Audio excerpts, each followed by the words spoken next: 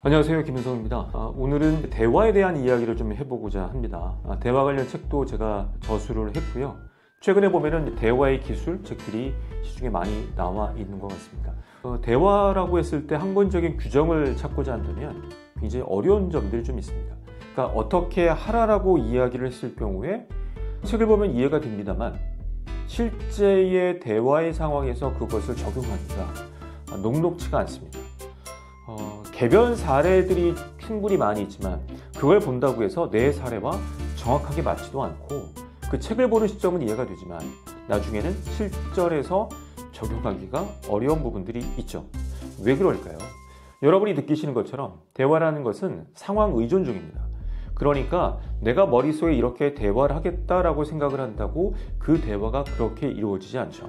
어찌 보면 종합예술이죠. 그때의 기분, 분위기, 청중의 상태, 또 그 전반적인 상황들에 따라서 모든 것들의 변수가 많다는 겁니다. 그렇기 때문에 대화의 책들을 보신다고 여러분의 대화의 능력이 드라마틱하게 좋아지지 않는다는 것을 여러분도 저도 잘 알고 있습니다.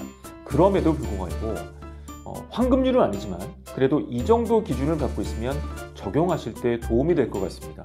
세 가지를 설명드리고 싶어요. 첫 번째는 탁구대화입니다.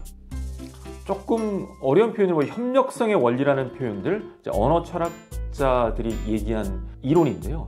그냥 탁구대화로 이해하시면 될 것 같아요. 볼딩 대화가 아니라 탁구대화. 상대방이 잘 칠 수 있도록 좋은 위치에다 주는 거죠.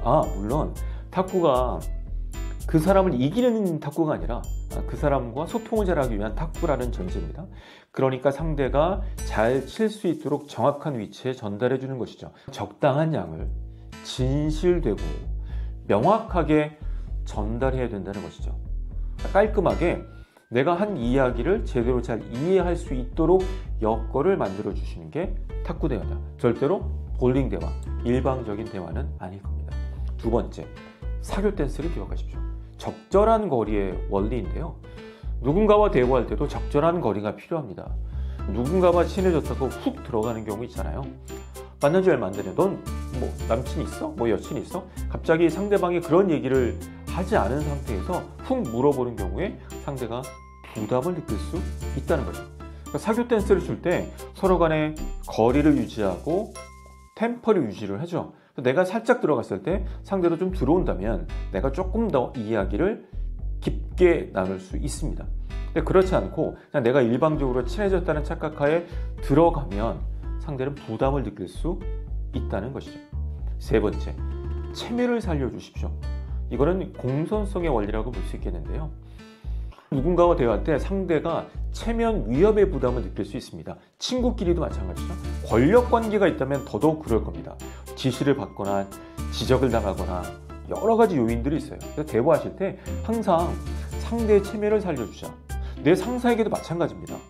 내가 뭔가 이야기할 때도 상사가 비언어적으로 봤을 때 이 내용을 이해를 못했다면 조금 더 풀어서 쉽게 이야기해 주는 것도 상대의 체면을 살려주는 것이죠.